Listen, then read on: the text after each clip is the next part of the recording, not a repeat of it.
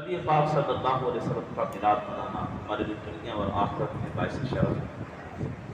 اللہ پاک اس کی برکت سے ہماری مصیبتیں دور کرتا ہے، اور ابو لہب جیسا کافر اس کو بھی اللہ پاک نے چھوڑا نہیں خالی۔ جیسا کہ بخاری شریف کی روایت ہے کہ مرنے کے بعد کسی گھر والے نے ابو لہب کو بڑی بری حالت میں دیکھا اور اس سے پوچھا کہ تم پر کیا گزری؟ اس نے کہا کہ تم سے جدا ہونے کے بعد میں نے کوئی خیر نہیں پائی۔ لم القی بعدکم خیرا الا انی سقیت بإطاقتی بثویبہ۔ کہا کہ صرف یہ کہ مجھے تم سے جدا ہونے کے بعد تم خیر نہیں پائی، لیکن یہ ہے کہ جس وقت میں نے ثویبہ لونڈی کو آزاد کیا تھا، اشارے سے اس وجہ سے میرے عذاب کے اندر جو ہے کچھ تخفیف کر دی جاتی ہے کہ اس وجہ سے۔ اور یہ علامہ سہیلی کہتے ہیں، اس کو نقل کیا عمدۃ القاری کے اندر اس روایت کو کہ یہ حضرت عبداللہ ابن عباس رضی اللہ تعالیٰ عنہ نے ہی خواب حضرت سیدنا عباس رضی اللہ تعالیٰ کی خواب دیکھا تھا حضور کے چچا نے، اور انہوں نے یہ بیان کیا کہ ابو لہب نے خواب میں مجھے کہا کہ میں بڑی بری حالت میں ہوں، لیکن کیونکہ جب محمد پیدا ہوئے تھے تو میری لونڈی ثویبہ نے آ کر مجھے خوشخبری سنائی تھی۔ تو ثویبہ لونڈی نے جب آپ کو خوشخبری سنائی تو میں نے اشارے سے کر کے آزاد کر دیا، اسی خوشی کے اندر کہ میرے مرحوم بھائی کے گھر میں بیٹا پیدا ہوا ہے، لہٰذا میں نے اس خوشی میں آزاد کر دیا۔ تو اس وجہ سے مجھے ہر پیر کے دن، پیر شریف کے دن اس خوری سے دودھ دیا جاتا ہے، اور وہ جو دودھ پیتا ہوں تو مجھے کچھ تخفیف مل جاتی ہے، مجھے کوئی تخفیف مل جاتی ہے، میرے عذاب کے اندر کچھ کمی واقع ہو جاتی ہے۔ تو عزیزان گرامی، ابو لہب وہ شخص ہے کہ جس کے بارے میں قرآن کی ایک پوری صورت اتری۔ یہ گستاخ بھی تھا، سرکار صلی اللہ علیہ وسلم کا بڑا چچا تھا، حضور کا سگا چچا تھا، لیکن یہ ہے کہ نبی کریم صلی اللہ علیہ وسلم کی بڑی گستاخی کرتا تھا۔ اس کے بارے میں یہ ہے کہ یہ ایسا بدبخت تھا کہ حضور جہاں تبلیغ کرنے کے لیے جاتے تھے تو یہ پیچھے پیچھے پہنچ جاتا تھا۔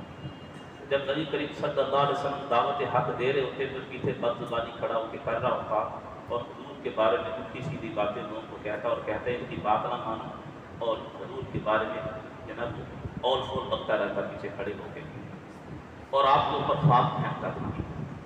تو یہ جو شخص تھا یہ ابو لہب تھا، اور اس کے بارے میں قرآن نے کہا کہ اس کے ہاتھ ٹوٹ جائیں، تبت یدا ابی لہب، مطلب ابو لہب کے ہاتھ تباہ ہو گئے، وہ خود تو تباہ ہو ہی گیا، اور اس کا جو مال ہے ما اغنی عنہ مالہ وما کسب، اس کا مال اور جو اس نے کمایا ہے اس نے اس کو کوئی فائدہ نہیں پہنچایا، اس کے مال اس کے کسب نے اس کو کوئی فائدہ نہیں پہنچایا۔ اور اس کی جو بیوی ہے وامرأۃ حمالۃ الحطب، اس کی بیوی جو لکڑیوں کا گٹھا اٹھانے والی ہے سر کے اوپر، یہ ایسی بدبخت تھی کہ یہ نبی کریم صلی اللہ علیہ وسلم کو ایذا پہنچانے میں کوئی کسر نہیں چھوڑتی تھی، اور یہ اسپیشل کانٹے جنگل سے چن کے لاتی، جہاں سے حضور نے گزرنا ہوتا حضور کے رستے پہ بچھاتی تھی، اور اس کو اللہ پاک نے سزا دی کہ یہ لکڑیاں لا رہی تھی کہیں سے، اور تو ایک جگہ یہ سانس لینے کے لیے بیٹھی، تو جو لکڑی کی رسی تھی وہ کہتے ہیں فرشتے نے پیچھے سے ہلایا اور اس کے گلے میں پھنس گئی، جس سے اس کو پھندا آ گیا، اور یہ تڑپ تڑپ کر مر گئی، جس کو ام جمیل کہا جاتا ہے۔ وامرأۃ حمالۃ الحطب، اور اس کی بیوی جو گٹھا اٹھانے والی، اور فی جیدہا حبل من مسد، اس کے گلے میں مونج کی رسی۔ تو ابو لہب ایسا کالا کافر ہے کہ جس کے بارے میں قرآن نے مذمت بیان کی ہے اس کی پوری، لیکن پھر بھی اس نے محمد الرسول اللہ کی آمد کی خوشی میں خوشی نہیں منائی تھی، اس نے بھتیجا پیدا ہونے کی خوشی میں خوشی کی تھی۔ اس کو یہ نہیں پتا تھا کہ آگے جا کر جو ہے نا یہ اللہ کا رسول ہوگا، اس کو تو یہ تھا کہ میرے بھائی کے ہاں بیٹا پیدا ہوا، اور اسی خوشی کے اندر اس نے یہ خوشی منائی بھتیجا پیدا ہونے پر، لونڈی آزاد کی، اللہ پاک نے اس کو بھی خالی نہیں چھوڑا ہے۔ تو حضرت شاہ عبداللہ محدث دہلوی فرماتے ہیں اس میں میلاد منانے والوں کے لیے بڑی دلیل ہے کہ جو حضور کی آمد پر اپنا مال خرچ کرتے ہیں، کھانوں کا اہتمام کرتے ہیں، اور اپنے جان و مال جو بھی حضور کی آمد پر جو اس کے اوپر خرچ کرتے ہیں، تو یہ ان کے لیے اس میں بڑی بشارت ہے۔ جب ابو لہب جیسا کافر بھی اللہ پاک نے اس کو بھتیجا भतीजे की आमद पर खुशी मनाने की सूरत में जब हुजूर पैदा हुए, उसको खाली नहीं छोड़ा, तो उस मुसलमान का क्या हाल होगा जिसके दिल में हुजूर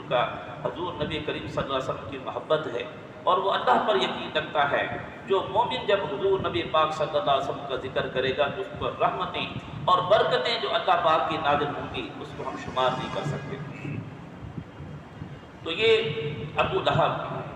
इसको भी अल्लाह पाक ने खाली नहीं छोड़ा। बाद लोग कहते हैं कि कुरान में तो कहा है फला युख़फ़फ़ु अन्हुमुल अज़ाबु वला हुम युनज़रुन, कि काफ़िरों से अज़ाब कम नहीं किया जाएगा। ये तो हदीस कुरान के बरखिलाफ़ है, इसको माना नहीं जाएगा।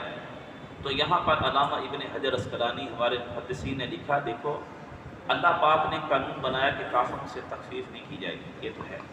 लेकिन अल्लाह पाक अपने महबूब को जो चाहे खसूसियत अता कर दे।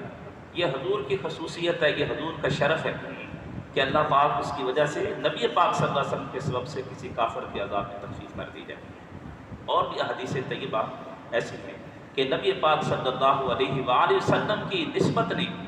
किसी काफिर को फ़ायदा पहुँचाया, लेकिन ये नहीं कि वो जन्नत में चला जाएगा, उसकी अज़ाब में तख़फ़ीफ़ हो गई।